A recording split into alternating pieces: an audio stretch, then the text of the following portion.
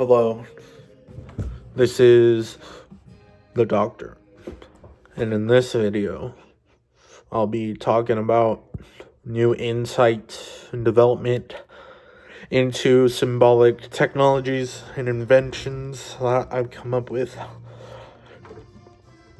You might think that everything is truth valued through switches, like it's either on or off or light dark. But instead, the truth of linguistics and logical perception is that it's purely not exactly true. There's this state of presence that's always there, like my face, or the light, or the places around you. They're not set notations. They're not algorithms.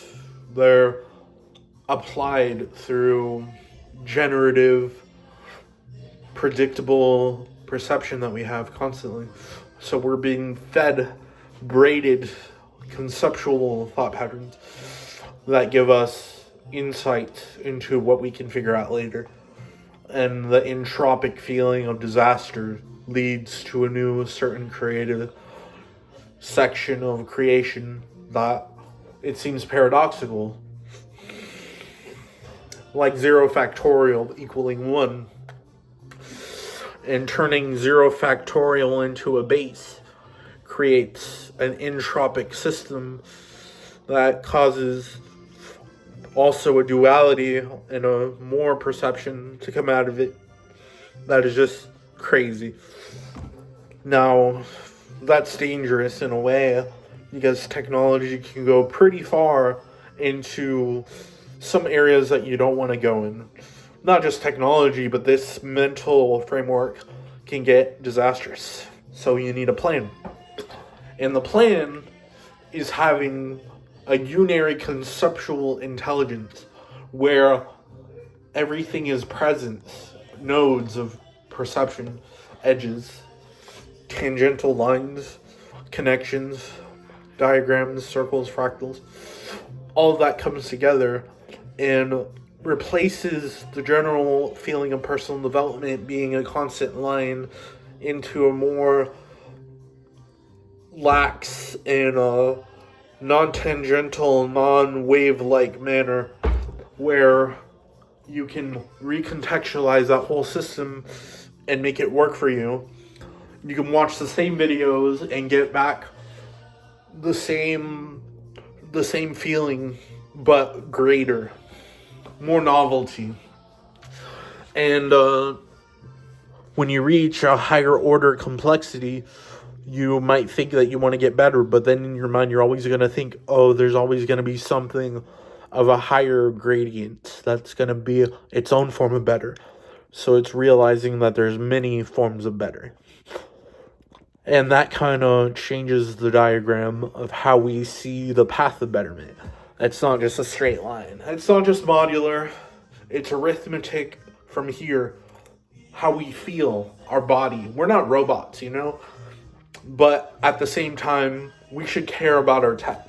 We should also care for nature because it just feels like it's withering away.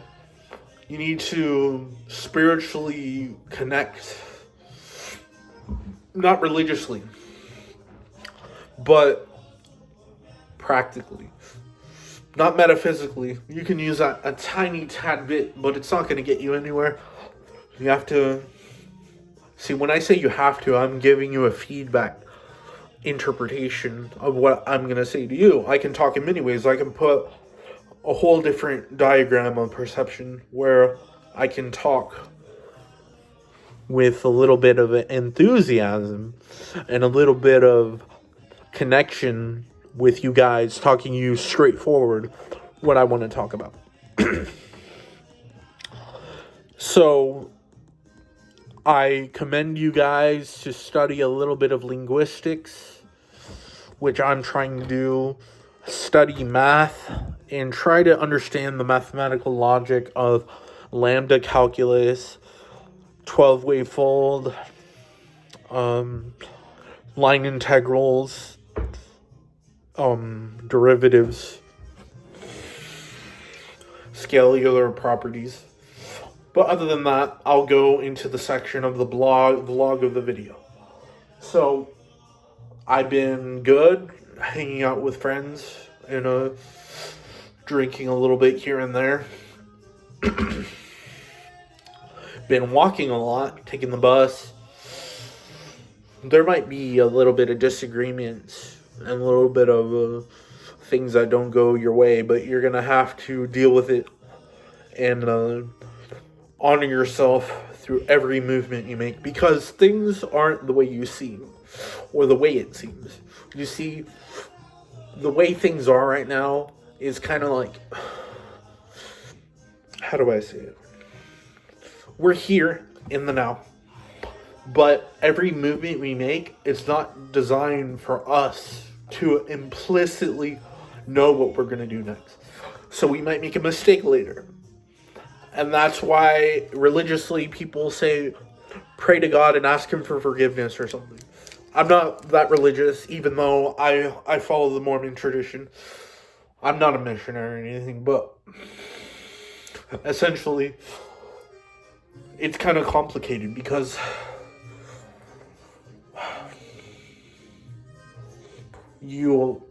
I just lost my train of thought.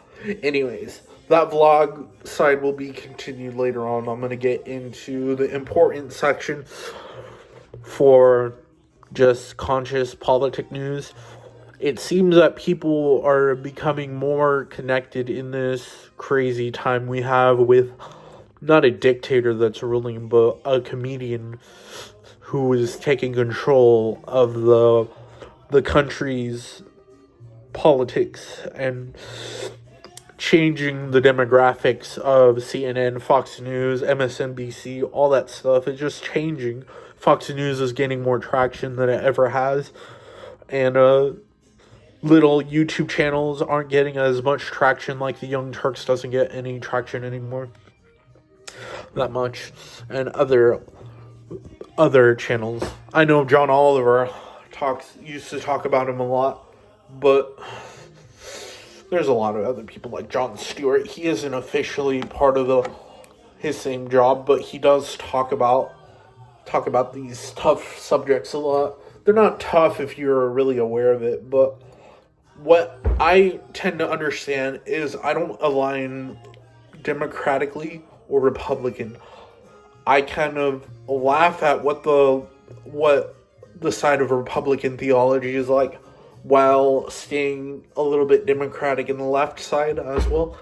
And I don't take either side too seriously, but they're supposed to sometimes clash in order to create like sets of organization where this is going to happen and this side, this is going to happen on that side, this is going to feed to this and that. It's this whole constructive thing that's really complex, more complex than probably even our spiritual understanding. We might lie to ourselves and pretend we're in a fantasy world where we feel like nothing's going to happen and we're going to be fine and we can just do whatever we want and feel young. Heck, I'm 28 and I keep forgetting that I'm 28. I feel like I'm still 27 or 26. It's weird. It happens when you get older. But deep inside, I feel like I'm like 50, 40 to 50. It's crazy. I really want these long videos to get more traction so I can talk more about things that I really want to talk about. Anyways, that was a little bit of conscious politics. I wanted to also get more of the section of George Washingtonian political views and how he sees things and how independents see things, like Jesse Ventura and other people. But I'm transitioning to another topic. So right now I'm basically gonna talk about dating. That felt. I'm gonna talk about the dating market. I'm not really in the dating market or the way it seems. On my YouTube reels, I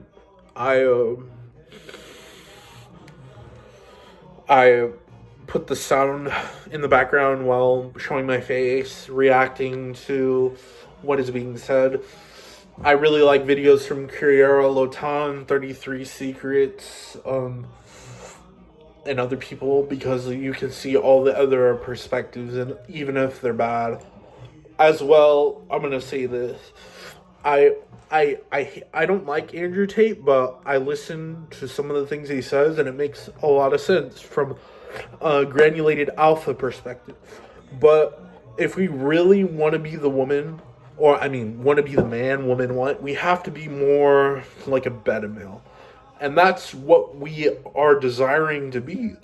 But the thing is, it's really hard to be a beta male and make it in society because you don't know how to.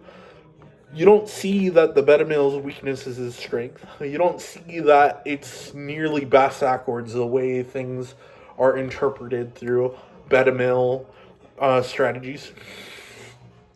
So it's basically like being a loser. You have to be that loser, and you have to accept it and not move on per se, but just generally believe in yourself in a different way than what you commonly believe in yourself. You don't focus on a fixed perception where you have to concentrate on being the best, being the greatest, being the one in the room that carries the most attention. You don't have to focus on you being the main character or the side character or any of that. You just have to be not even yourself because you don't even know who you are. So the thing about the beta males and the beta male strategies is you basically are the person that is dormant within yourself. And realizing your potential will be great for you because you'll feel like really good from doing it. But I'm gonna talk from a separate outlook. I'm not saying that you should cope with that strategy and be like a beta male. You can take a different characteristic. You can be the Sigma, you can be the Giga Chad, you can be the Omega, the Theta signal, or the Omicron. It's just all these different aspects seem so linear in the past, but now they're more spatial, and I have the option to actually integrate and become the person you want to be. So in the world, in this notation of sets where it could go fractally, you could go through changes in derivative inflation where it doesn't always have to be fractally the same anymore. It can go through different encodings. Kind of like holographic data. Holographic data is basically what we see now. You see this hand? You layer this as one hand, but you don't see the back. You don't see this side or this side or this side. But if you're able to code it, it creates a multi-dimensional perception akin to 3D/4D perception. And I wanted to talk a lot about that, but because I've already gave you too much insight on that, I need to regulate and put myself into a different mentality of focus. So from now on, for a bit, I'm going to be talking very contextually predefined in order through like mechanics of,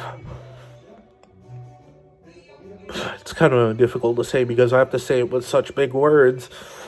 I'm just gonna do things the way I want to and the way you want to. So we're gonna communicate through. So if you feel like commenting, comment please. I want to see your insight and everything I've been talking about because it's going to give me insight for what I want to do in the future and what I want to talk about. I remember years ago when I couldn't even talk through the camera and make any sense, and now I'm able to actually give my input and try to talk at a much more solvable level. So that's all I got to say for now. Comment, like, subscribe, and I'm going to post this on Facebook. It's going to be on Reels, so see you.